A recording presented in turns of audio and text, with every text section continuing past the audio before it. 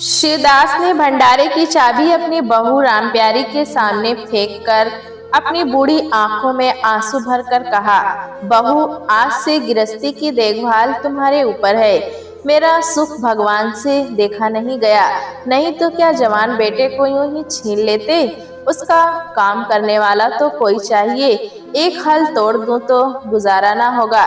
मेरे ही कुकर्म से भगवान का ये कोप आया है और मैं ही अपने माथे पर उसे लूंगा। बिरजू का हल अब मैं ही संभालूंगा। अब घर की देख रेख करने वाला, धरने उठाने वाला तुम्हारे सिवा दूसरा कौन है।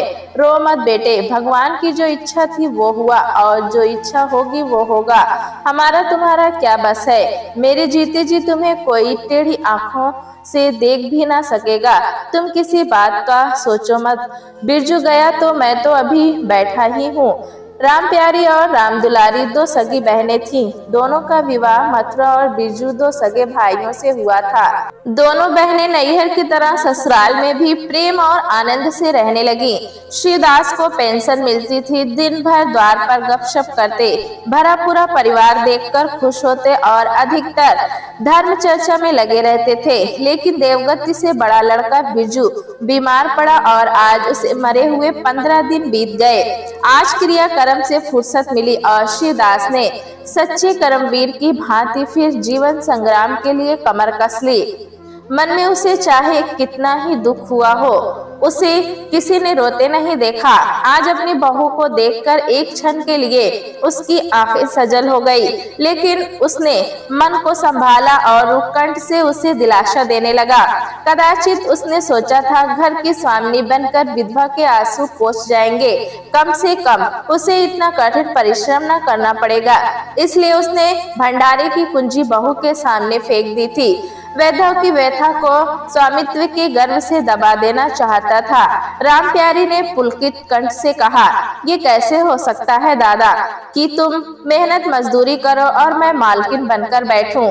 काम धंधे में लगी रहूंगी तो मन बहला रहेगा, बैठे बैठे तो रोने के सिवा और कुछ ना होगा।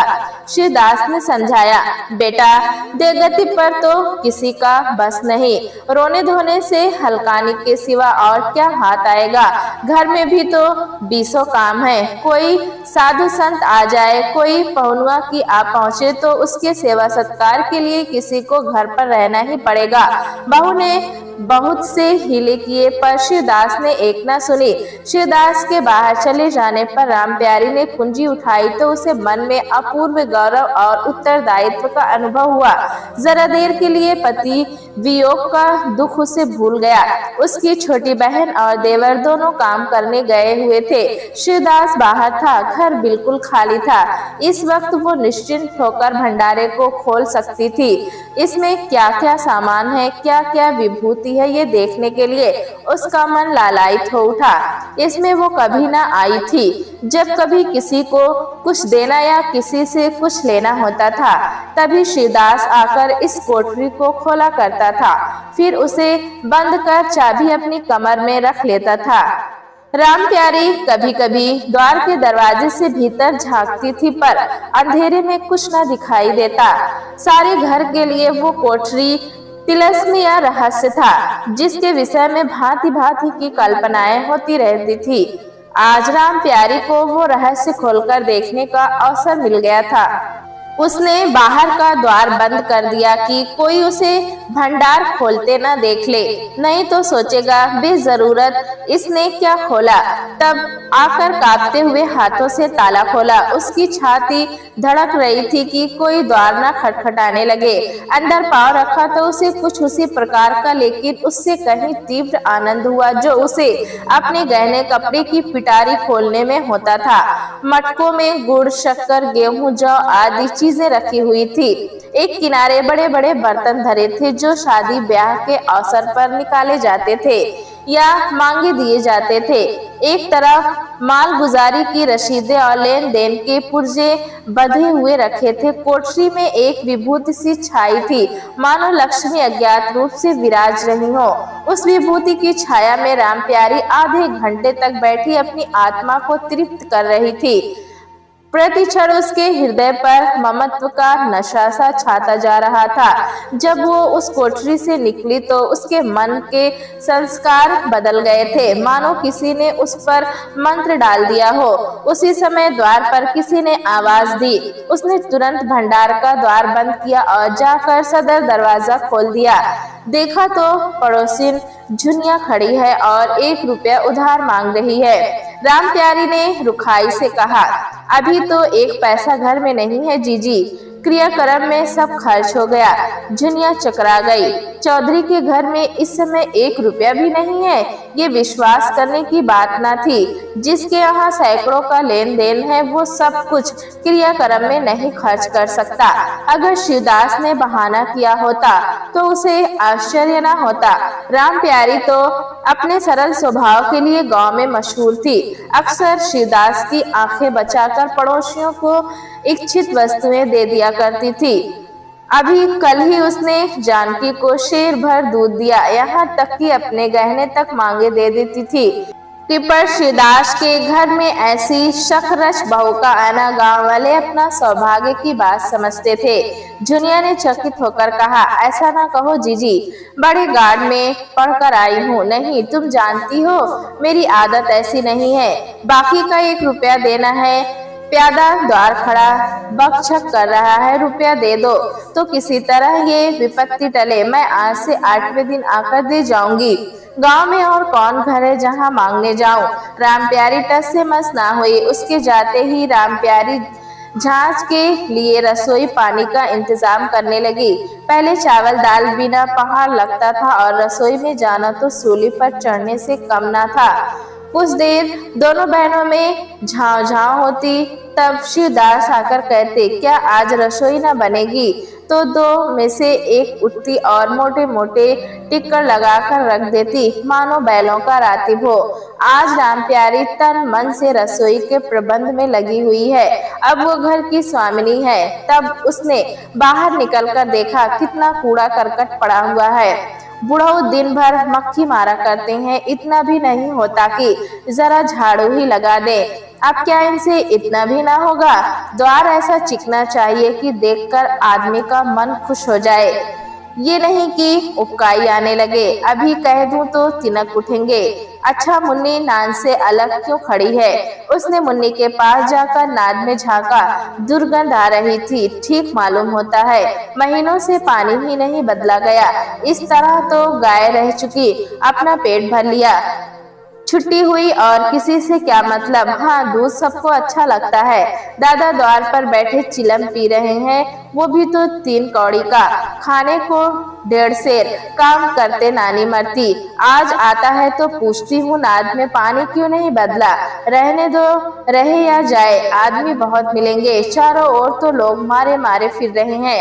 आखिर उसने ना रहा गया, घड़ा उठाकर पानी लाने चली। शिवदास ने पूछा, पानी का क्या होगा बहू? इसमें पानी भरा हुआ है। राम प्यारी ने कहा, नाक का पानी सड़ गया है। मुन्नी भूसे में मुंह नहीं डालती, देखते नहीं हो, कोस भर पर खड़ी है। शिवदास मार्मिक भाव से मुस्कुराया और आकर बहू के हाथ से घड़ा ले लिया।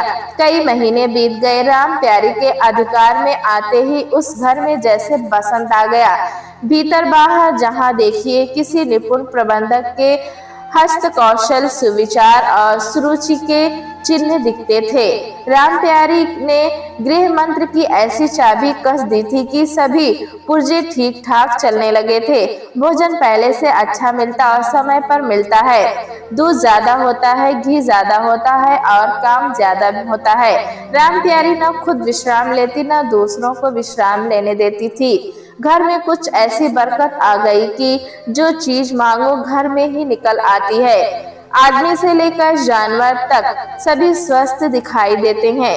अब वो पहली किसी दशा नहीं है कि कोई चिथड़े लपेटे घूम रहा है, किसी को गहने की धुन सवार है। हाँ, अगर कोई कारण और चिंतित तथा मलिन वेश में है तो वो राम प्यारी है। फिर भी सारा घर उससे जलता है। यहाँ तक कि बूढ़े शिवदास भी कभी कभी उसकी बदगोई करते हैं। किसी को पहर रात रहे उठना अच्छा नहीं लगता। मेहनत से सभी जी चुराते हैं, फिर भी ये सब मानते हैं कि राम प्यारी ना हो तो घर का काम ना चले।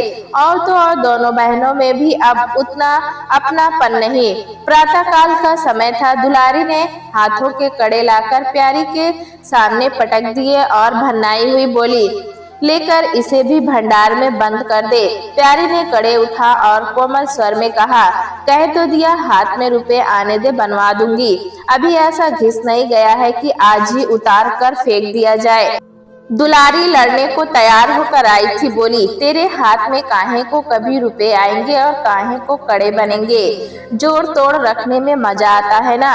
प्यारी ने हंसकर कहा, जोड़ तोड़ रखती हूँ तो तेरे ही लिए, मेरे कोई और बैठा हुआ है क्या कि मैं सबसे ज्यादा खा पहन लेती हूँ।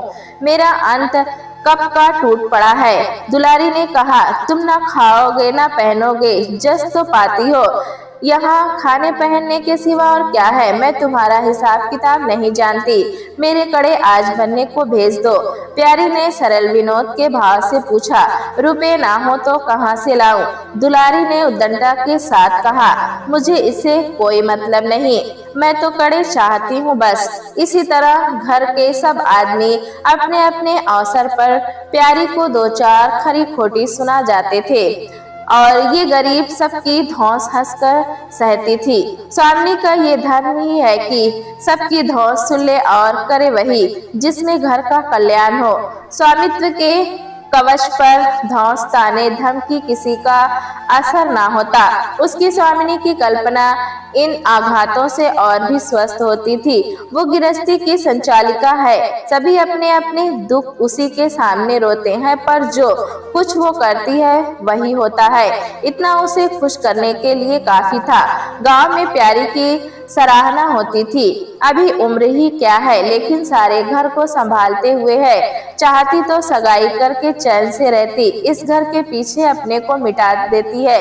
कभी किसी से हंसती बोलती नहीं, जैसे काया पलट हो गई। कई दिन बाद दुलारी के कड़े बनकर आ गए। प्यारी खुद सुनार के घर दौड़ दौड़ कर गई। संध्या हो गई थी। दुलारी और मथुरा हाट से लौटे। प्यारी ने नए कड़े दुलारी को दिए। दुलारी निहाल हो गई। चटपट कड़े पहने और दौड़ी हुई बरौठे में जाकर मथुरा को दिखाने लगी। प्यारी बरौठे के द्वार पर छिपी खड़ी ये दृश्य देखने लगी। उसकी आंखें सजल हो गई। दुलारी उससे कुल 3 ही साल तो छोटी है, पर दोनों में कितना अंतर है। उसकी आंखें मानो उस दृश्य पर जम गई। दंपति का वो सरल आनंद, उनका प्रेमालिंग, उनकी मुग्ध मुद्रा प्यारी की टकटकी सी बन गई। यहाँ तक कि दीपक के धुंधले प्रकाश में भी दोनों उसकी नजरों से गायब हो गए और अपने ही अतीत जीवन की एक लीला आंखों के सामने बार बार नए नए रूप में आने लगी। सहसा शिवदास ने पुकारा, बड़ी बहू, एक पैसा दो, तमाकू मंगवाऊं। प्यारी की समाधि टूट गई। आंसू पोंछती हुई भंडारे में से पैसा लेने चली गई। एक एक करके प्यारी के गहने उसके हाथ से निकलते जाते। वो चाहती थी मेरा घर गांव में सबसे संपन्न समझा जाए और इस महत्वाकांक्षा का मूल्य देना पड़ा था। कभी घर की मरम्मत के लिए और कभी बैलों की नई जोड़ी खरीदने के लिए, कभी नातेदारों के व्यवहारों के लिए, कभी बीमारों की दवा दारू के लिए रुपए की जरूरत पड़ती रहती थी। और जब बहुत कतर व्यतीत करने पर भी काम न चलता तो वो अपनी कोई ना कोई चीज निकाल देती और चीज एक बार हाथ से निकलकर फिर ना लौटती थी। वो चाहती तो इनमें से कितने ही खर्च को टाल जाती, पर जहाँ इज्जत की बात आ पड़ती थी वो दिल खोलकर खर्चा करती। अगर गांव में हेठी हो गई तो क्या बात रही, लोग उसी का नाम तो धरेंगे। दुलारी के पास भी गहने थे। 2 एक चीजें मथुरा के पास थी, लेकिन प्यारी उनकी चीजें न छूती। उनके खाने पहनने के दिन है, वे इस जंजाल में क्यों फंसे। दुलारी को लड़का हुआ तो प्यारी ने धूम से जन्मोत्सव मनाने का प्रस्ताव किया। शिवदास ने विरोध किया। क्या फायदा, जब भगवान की दया से सगाई ब्याह के दिन आएंगे तो धूमधाम कर लेना। प्यारी का हौसला से भरा दिल भला क्यों मानता। बोली, कैसी बात कहते हो दादा, पहलौठी लड़के के लिए भी धूमधाम न हुई तो कब होगी। मन तो नहीं मानता, फिर दुनिया क्या कहेगी। नाम बड़े दर्शन थोड़े। मैं तुमसे कुछ नहीं मांगती, अपना सारा इंतजाम कर लूंगी, गहनों के माथे जाएगी और क्या। शिवदास ने चिंतित होकर कहा, इस तरह एक दिन धागा भी ना बचेगा। कितना समझाया बेटा, भाई भौजाई किसी के नहीं होते, अपने पास दो चीजें रहेगी तो सब मुंह जोएंगे, नहीं तो कोई सीधे मुंह बात भी ना करेगा। प्यारी ने ऐसा मुंह बनाया मानो वह ऐसी बूढ़ी बातें बहुत सुन चुकी हो और बोली, जो अपने हैं वे भी ना पूछे तो भी अपने ही रहते हैं। मेरा धर्म मेरे साथ है, उनका धर्म उनके साथ। मर जाऊंगी तो क्या छाती पर लाद कर ले जाऊंगी। धूमधाम से जन्मोत्सव मनाया गया। बड़ाई के दिन सारी बिरादरी का भोज हुआ, लोग खा पी कर चले गए। प्यारी दिन भर की थकी मांदी आंगन में एक टाट का टुकड़ा बिछाकर कमर सीधी करने लगी। आंखें झपक गई। मथुरा उसी वक्त घर में आया। नवजात पुत्र को देखने के लिए उसका चित्त व्याकुल हो रहा था। दुलारी स्वर्गगृह से निकल चुकी थी। गर्भावस्था में उसकी देह क्षीण हो गई थी, मुंह भी उतर गया था, पर आज स्वस्थता की लालिमा मुख पर छाई हुई थी। मातृत्व के गर्व और आनंद ने आंखों में संजीवनी सी भर रखी थी। शौहर के संयम और पौष्टिक भोजन ने देह को चिकना कर दिया था। मथुरा उसे आंगन में देखते ही समीप आ गया और एक बार प्यारी की ओर ताककर उसके निद्रामग्न होने का निश्चय करके उसने शिशु को गोद में ले लिया और उसका मुंह चूमने लगा। आहट पाकर प्यारी की आंखें खुल गई, पर उसने नींद का बहाना किया और अधखुली आंखों से ये आनंद पीड़ देखने लगी। माता और पिता दोनों बारी बारी से बालक को चूमते, गले लगाते और उसके मुख को निहारते थे। कितना स्वर्गीय आनंद था। प्यारी की तृष्ण लालसा एक क्षण के लिए स्वामिनी को भूल गई। जैसे लगा मुखबद्ध बोझ से लदा हुआ हाँकने वाले के चाबुक से पीड़ित दौड़ते दौड़ते बेदम तुरंत हिनहिनाने की आवाज सुनकर कनौतियां खड़ी कर लेता है और परिस्थिति को भूलकर एक दबी हुई हिनहिनाहट से उसका जवाब देता है। कुछ यही दशा प्यारी की भी हुई। उसका मातृत्व जो पिंजरे में बंद मुंह निश्चेष्ट पड़ा हुआ था, समीप से आने वाले मातृत्व की चहकार सुनकर जैसे जाग पड़ा और चिंताओं के उस पिंजरे से निकलने के लिए पंख फड़फड़ाने लगा। मथुरा ने कहा, ये मेरा लड़का है। दुलारी ने बालक को गोद में चिपका कर कहा, हाँ है, क्यों नहीं, तुम्ही ने तो 9 महीने पेट में रखा है। सांसद तो मेरी हुई, बाप कहलाने के लिए तुम कूद पड़े। लड़का ना होता तो मेरी सूरत का क्यों होता। चेहरा मोरा, रंग रूप सब मेरा ही सा है कि नहीं। दुलारी ने कहा, इससे क्या होता है। बीज बनिए के घर से आता है, खेत किसान का होता है। उपज बनिए की नहीं होती, किसान की होती है। मथुरा ने कहा, बातों में तुमसे कोई न जीतेगा। मेरा लड़का बड़ा हो जाएगा तो मैं द्वार पर बैठकर मजे से हुक्का पिया करूंगा। तब दुलारी बोली, मेरा लड़का पढ़े लिखेगा, कोई बड़ा ओहदा पाएगा, तुम्हारी तरह दिन भर बैल के पीछे ना चलेगा। मालकिन से कहना है कल एक पालना बनवा दे। मथुरा बोला, अब बहुत सवेरे ना उठा करना और छाती फाड़कर काम भी ना करना। दुलारी बोली, ये महारानी जीने देंगी। मथुरा ने कहा, मुझे तो बेचारी पर दया आती है, उसका कौन बैठा हुआ है, हम ही लोगों के लिए मरती है। भैया होते तो अब तक तो 2-3 बच्चों की माँ हो गई होती। प्यारी के आंखों में आंसुओं का ऐसा वेग उठा कि उसे रोकने में सारी देह कांप उठी। अपना वंचित जीवन उसे मरुस्थल सा लगा, जिसकी सूखी रेत पर हरा भरा बाग लगाने की निष्फल चेष्टा कर रही थी। सहसा शिवदास ने भीतर आकर कहा, बड़ी बहू क्या सो रही हो। बाजे वाले को अभी परोसा नहीं मिला, क्या कह दूं। कुछ दिनों के बाद शिवदास भी मर गया। उधर दुलारी के 2 बच्चे और हुए, वो भी अधिकतर बच्चों के लालन पालन में व्यस्त रहने लगी। खेती का काम मजदूरों पर आ पड़ा। मथुरा मजदूर तो अच्छा था, संचालक अच्छा ना था। उसे स्वतंत्र रूप से काम लेने का कभी अवसर ना मिला। खुद पहले भाई की निगरानी में काम करता रहा, बाद में बाप की निगरानी में करने लगा। खेती का तार भी न जानता था। वही मजदूर उसके यहाँ टिकते थे जो मेहनत नहीं खुशामद करने में कुशल होते थे। इसीलिए प्यारी को अब दिन में 2-4 चक्कर हार का भी लगाना पड़ता था। कहते को तो अब वो भी मालकिन थी, पर वास्तव में घर भर की सेविका थी, मजदूर थी। उससे तेवरियां बदलती, जमींदार का प्यादा भी उसी पर धौंस जमाता। भोजन में किफायत करनी पड़ती। लड़कों को तो जितनी बार मांगे उतनी बार कुछ न कुछ चाहिए। दुलारी तो लड़कोरी थी, उसे भी भरपूर भोजन चाहिए। मथुरा घर का सरदार था, उसके इस अधिकार को कौन छीन सकता था। मजदूर भला क्यों रियायत करने लगे थे। सारी कसर बेचारी प्यारी पर निकलती थी। वही एक फालतू चीज थी, अगर आधा ही पेट खाए तो किसी को कोई हानि ना हो सकती थी। 30 वर्ष की अवस्था में उसके बाल पक गए, कमर झुक गई, नेत्रों की जोत कम हो गई, मगर वो खुश थी। स्वामित्व का गौरव इन सारे जख्मों पर मरहम का काम करता था। एक दिन मथुरा ने कहा, भाभी अब तो कहीं परदेश जाने का जी चाहता है। यहाँ तो कमाई में बरकत नहीं, किसी तरह पेट की रोटियां चल जाती हैं, वो भी रोज होकर। कई आदमी पूरब से आए हैं, वे कहते हैं वहाँ 2-3 रुपए रोज की मजदूरी हो जाती है। 4-5 साल भी रह गया तो मालामाल हो जाऊंगा। अब आगे लड़के बच्चे हुए, इनके लिए कुछ तो करना ही चाहिए। दुलारी ने समर्थन किया। हाथ में 4 पैसे होंगे, लड़कों को पढ़ाएंगे लिखाएंगे। हमारी तो किसी तरह कट गई, लड़कों को तो आदमी बनाना है।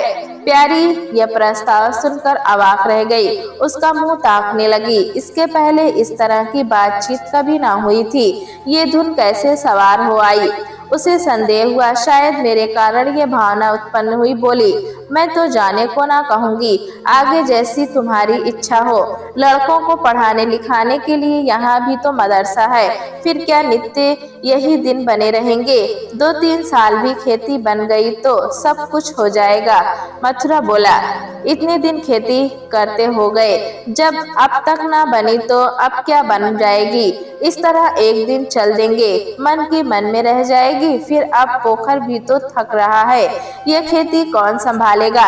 लड़कों को मैं चक्की में जोत कर उनकी जिंदगी नहीं खराब करना चाहता। प्यारी ने आंखों में आंसू लाकर कहा, भैया घर पर जब तक आधा मिले सारी के लिए ना धावना चाहिए। अगर मेरी ओर से कोई बात हो तो अपना घर बार अपने हाथ में रखो, मुझे एक टुकड़ा दे देना, पड़ी रहूंगी। मथुरा आद्र कंठ होकर बोला, भाभी ये तुम क्या कहती हो। तुम्हारे ही संभालने ये घर अब तक चला है, नहीं तो रसातल को चला गया होता। इस गृहस्थी के पीछे तुमने अपने को मिट्टी में मिला दिया, अपनी देह घुला डाली। मैं अंधा नहीं हूँ, सबको समझता हूँ।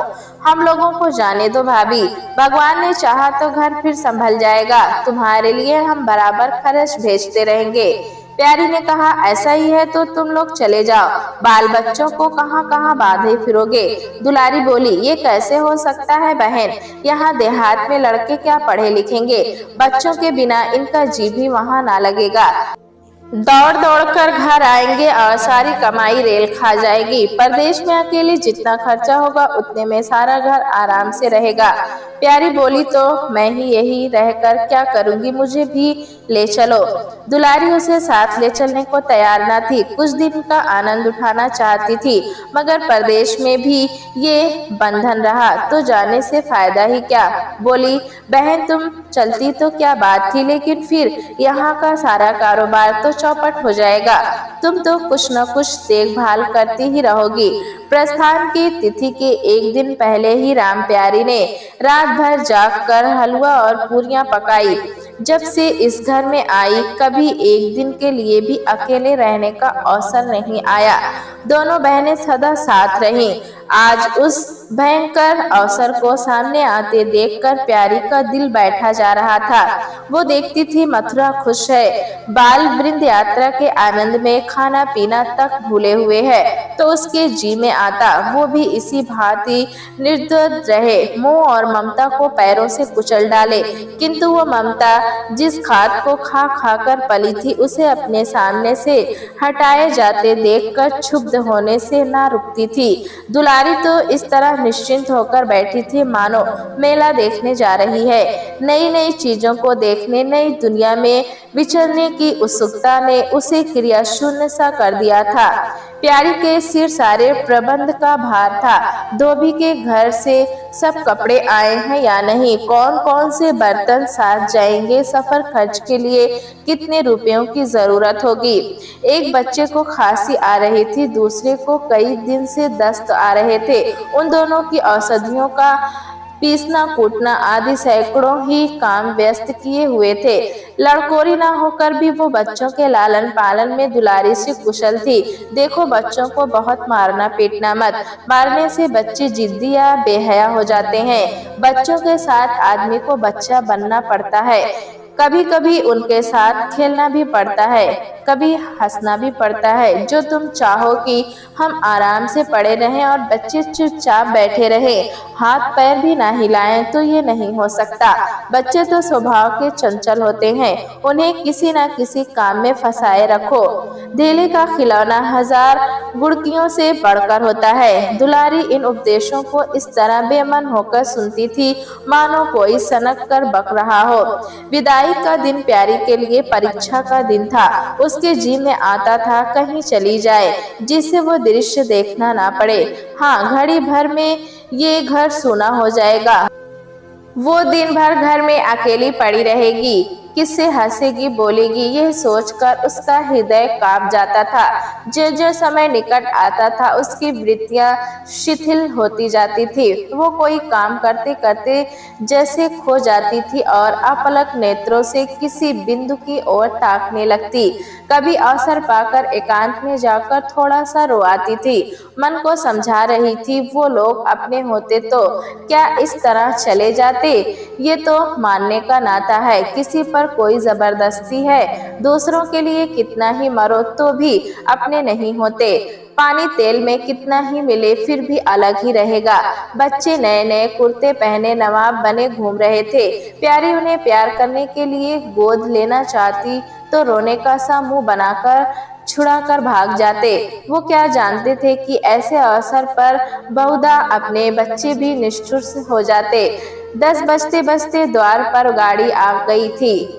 लड़के पहले ही उस पर जा बैठे। गांव के कितने स्त्री पुरुष मिलने आए। प्यारी को इस समय उनका आना बुरा लग रहा था। वो दुलारी से थोड़ी देर एकांत में गले मिलकर रोना चाहती थी।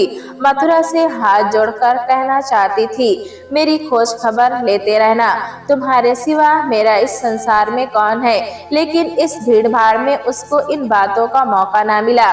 मथुरा और दुलारी दोनों गाड़ी में जाकर बैठे और प्यारी द्वार पर रोती खड़ी रह गई।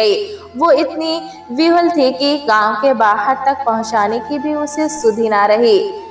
कई दिन तक प्यारी मूर्छित सी पड़ी रही, ना घर से निकली, ना चूल्हा जलाया, ना हाथ मुंह धोया। उसका हलवाहा जोखू बार बार आकर कहता, मालकिन उठो, हाथ मुंह धो, कुछ खाओ पियो, कब तक इस तरह पड़ी रहोगी। इस तरह की तसल्ली गांव की और स्त्रियां भी देती थीं, पर उनकी तसल्ली में एक प्रकार की ईर्ष्या का भाव छिपा हुआ जान पड़ता था। जोखू के स्वर में सच्ची सहानुभूति झलकती थी। जोखू कामचोर, बातूनी और नशेबाज था। प्यारी उसे बार बार डांटती रहती थी, तो एक बार उसे निकाल भी चुकी थी, पर मथुरा के आग्रह से फिर रख लिया था। आज भी जोखू की सहानुभूति भरी बातें सुनकर प्यारी झुंझला जाती। वो काम करने क्यों नहीं जाता, यहाँ मेरे पीछे क्यों पड़ा हुआ है। मगर उसे झिड़क देने को जीना चाहता था। उसे इस समय सहानुभूति की भूख थी। फल कांटेदार वृक्ष से भी मिले तो क्या उन्हें छोड़ दिया जाता है। धीरे धीरे क्षोभ का वेग कम हुआ, जीवन के व्यापार होने लगे। अब खेती का सारा भार प्यारी पर था। लोगों ने सलाह दी, एक हल तोड़ दो और खेतों को उठा दो, पर प्यारी का गर्व यूं ढोल बजाकर अपनी पराजय स्वीकार न कर सकता था। सारे काम पूर्ववत चलने लगे। उधर मथुरा कि चिट्ठी पत्री न भेजने से उसके अभिमान को और भी उत्तेजना मिली। वो समझता है मैं उसके आश्रय बैठी हूँ, यहाँ उसको भी खिलाने का दावा रखती हूँ। उसके चिट्ठी भेजने से मुझे कोई निधि न मिल जाती। उसे अगर मेरी चिंता नहीं है तो मैं कब उसकी परवाह करती हूँ। घर में तो अब विशेष कोई काम रहा नहीं। प्यारी सारे दिन खेती बाड़ी के कामों में लगी रहती। खरबूज बोए थे, वो खूब फले और खूब बिके। पहले सारा दूध घर में खर्च हो जाता था, अब बिकने लगा। प्यारी की मनोवृत्ति में भी एक विचित्र परिवर्तन आ गया। वो अब रंगीन साफ सुथरे कपड़े पहनती। मांग चोटी की ओर से भी उतनी उदासीन न थी। आभूषणों में भी रुचि हुई। रुपए हाथ में आते ही उसने अपनी गिरवी गहने छुड़ाए और भोजन भी खुद से करने लगी। सागर पहले खेतों को खींचकर खुद खाली हो जाता था, अब निकासी की नालियां बंद हो गई थी। सागर में पानी जमा होने लगा और अब उसमें हल्की हल्की लहरें भी थी। खिले हुए कमल भी थे। एक दिन जोखू हार से लौटा तो अंधेरा हो गया था। प्यारी ने पूछा, अब तक वहाँ क्या करता रहा? जोखू ने कहा, 4 क्यारियां बच रही थी, मैंने सोचा 10 मोट और खींच दूं, कल का झंझट कौन रखे। जोखू अब कुछ दिनों से काम में मन लगाने लगा था। जब तक मालिक उसके सिर पर सवार रहते थे वो हारे बहाने करता। अब सब कुछ उसके हाथ में था। प्यारी सारे दिन हार में थोड़े ही रह सकती थी, इसलिए अब उसमें जिम्मेदारी आ गई थी। प्यारी ने लोटे का पानी रखते हुए कहा, अच्छा हाथ मुंह धो डालो, आदमी जान रखकर काम करता है, हाय हाय करने से कुछ नहीं होता। खेत आज न होते कल होते, क्या जल्दी थी। जोखू ने समझा प्यारी बिगड़ रही है। उसने तो अपनी समझ से कारगुजारी की थी और समझा था तारीफ होगी। यहाँ आलोचना हुई। चिढ़कर बोला, मालकिन तुम दाहिने बाएं दोनों ओर चलती हो, जो बात नहीं समझती उसमें क्यों कूदती हो। कल के लिए तो उचपा के खेत पड़े सूख रहे हैं, आज बड़ी मुश्किल से कुआं खाली हुआ। सवेरे में पहुंचता तो कोई और आकर ना छींक लेता, फिर अठवारे तक राह देखनी पड़ती। तब तक तो सारी ऊख विदा हो जाती। प्यारी उसकी सरलता पर हंसकर बोली, अरे तो मैं तुझे कुछ कह थोड़ी रही हूँ पागल, मैं तो कहती हूँ कि जान रख कर काम कर, कहीं बीमार पड़ गया तो लेने के देने पड़ जाएंगे। जोखू बोला, कौन बीमार पड़ जाएगा? मैं 20 साल में कभी सिर तक तो दुखा नहीं, आगे की नहीं जानता, कहो तो रात भर काम करता रहूं। प्यारी ने कहा, मैं क्या जानूं, तुम ही अंतरे दिन बैठे रहते थे और पूछा जाता तो कहते थे ज्वार आ गया था, पेट में दर्द था। जोखू झेपता हुआ बोला, वो बातें जब थी जब मालिक लोग चाहते थे कि इसे पीस डाले, अब तो जानता हूँ मेरे ही माथे है, मैं ना करूँगा तो सब चौपट हो जाएगा। प्यारी ने कहा, मैं क्या देखभाल नहीं करती, तुम बहुत करोगी तो 2 बेर चली जाओगी, सारे दिन तुम वहाँ बैठी नहीं रह सकती ना। प्यारी को उसके निष्पट व्यवहार ने मुग्ध कर दिया। बोली, तो इतनी रात गए चूल्हा जलाओगे, कोई सगाई क्यों नहीं कर लेते? जोखू ने मुंह धोते हुए कहा, तुम भी क्या कहती हो मालकिन, अपने पेट भरने को तो होता नहीं, सगाई कर लूं, 1.25 सेर खाता हूँ, 1 जून पूरा 1.25 सेर, दोनों जून के लिए 2 सेर चाहिए। अच्छा आज मेरी रसोई में खाओ, देखो कितना खाते हो। जोखू ने पुलकित होकर कहा, नहीं मालकिन, तुम बनाते बनाते थक जाओगी, हाँ आधा सेर के 2 रोटी बनाकर खिला दो तो खाएं। मैं तो यही करता हूँ, बस आटा सान कर 2 रोटी बनाता हूँ और उपले पर सेक लेता हूँ, कभी मठे से, कभी नमक से, कभी प्याज से खा लेता हूँ और खाकर पड़ा रहता हूँ। मैं तुम्हें आज पकाकर खिलाऊंगी, तब तो सारी रात खाते ही बीत जाएगी। बको मत, चटपट आकर बैठ जाओ। जोखू बोला, जरा बैलों को सानी पानी दे आऊं तो बैठूं। जोखू और प्यारी में ठनी हुई थी। मैं कहती हूँ धान रोपने की कोई जरूरत नहीं, झड़ी लग जाए तो खेत डूब जाए, बरखा बंद हो जाए तो खेत सूख जावे, ज्वार, बाजरा, सन, अरहर सब तो है, धान ना सही। जोखू ने अपने विशाल कंधे पर फावड़ा रखते हुए कहा, जो सबका होगा तो मेरा भी होगा, सबका डूब जाएगा तो मेरा भी डूब जाएगा, मैं क्यों किसी से पीछे रहूं। बाबा के जमाने में 5 बीघा से कम नहीं रोपा जाता था। बिरजू भैया ने उसमें 1-2 जीने और बढ़ा दिए। मथुरा ने भी थोड़ा बहुत हर साल रोपा, तो मैं क्या सबसे गया बीता हूँ। मैं 5 बीघे से कम ना लगाऊंगा। तब घर में 2 जवान काम करने वाले थे, मैं अकेला उन दोनों के बराबर खाता हूँ, दोनों के बराबर काम क्यों ना करूँगा। चल झूठा कहीं का, कहते थे 2 सेर खाता हूँ, 4 सेर खाता हूँ, आधा सेर में रह गए। एक दिन तौलो तब मालूम हो, तौला है बड़े खाने वाले, मैं कह देती हूँ धान ना रोपो, मजदूर मिलेंगे नहीं, अकेले हलकान होना पड़ेगा। तुम्हारी बला से मैं ही हलकान हूँगा ना, यह देख किस दिन काम आएगी। प्यारी ने उसके कंधे पर से फावड़ा ले लिया और बोली, तुम पहर रात से पहर रात तक ताल में रहोगे, अकेले मेरा जीव उबेगा। जोखू को जी उबने का अनुभव ना था। कोई काम ना हो तो आदमी पड़कर सो रहे, जी क्यों उबे। जी उबे तो सो रहना, मैं घर रहूंगा तब तो और जी उबेगा। मैं खाली बैठता हूँ तो बार बार खाने की सोचती है। बातों में देर हो रही है और बादल घिरे आते हैं। प्यारी ने हार कर कहा, अच्छा कल से जाना, आज बैठो। जोखू ने मानो बंधन में पड़कर कहा, अच्छा बैठ गया, कहो क्या कहती हो। प्यारी ने विनोद करते हुए कहा, कहना क्या है, मैं तुमसे पूछती हूँ, अपनी सगाई क्यों नहीं कर लेते। अकेले मरते हो तब 1 से 2 हो जाओगे। जोखू शर्माते हुए बोला, तुमने फिर यही बेबात की बात छेड़ दी मालकिन, किससे सगाई कर लूं यहाँ। ऐसी मेहरिया लेकर क्या करूंगा जो गहनों के लिए मेरी जान खाती रहे। ये तो तुमने बड़ी बड़ी शर्त लगाई। ऐसी औरत कहीं मिलेगी जो गहने भी ना चाहे।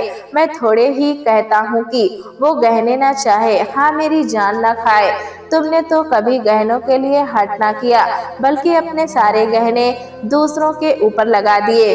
प्यारी के कपोलों पर हल्का सा रंग आ गया। बोली, अच्छा और क्या चाहते हो, मैं कहने लगूंगा तो बिगड़ जाओगी। प्यारी की आंखों में लज्जा की एक रेखा नजर आई। बोली, बिगड़ने की बात कहोगे तो जरूर बिगड़ूंगी, मैं ना कहूँगा। प्यारी ने उसे पीछे की ओर ढकेलते हुए कहा, कहोगे कैसे नहीं, मैं कहला के छोड़ूंगी। मैं चाहता हूँ कि वो तुम्हारी तरह हो, ऐसी गंभीर हो, ऐसी ही बातचीत में चतुर हो, ऐसा ही अच्छा खाना पकाती हो, ऐसी ही किफायती हो, ऐसी ही हंसमुख हो। बस ऐसी औरत मिलेगी तो कर लूंगा, नहीं इसी तरह पड़ा रहूंगा। प्यारी का मुख लज्जा से आरक्त हो गया। उसने पीछे हटकर कहा, तुम बड़े नटखट हो, हंसी हंसी में सब कुछ कह गए। प्यारे दोस्तों, कहानी कैसी लगी हमें कमेंट में जरूर बताएं। चैनल पे नए हैं तो एक लाइक और सब्सक्राइब करना ना भूलें।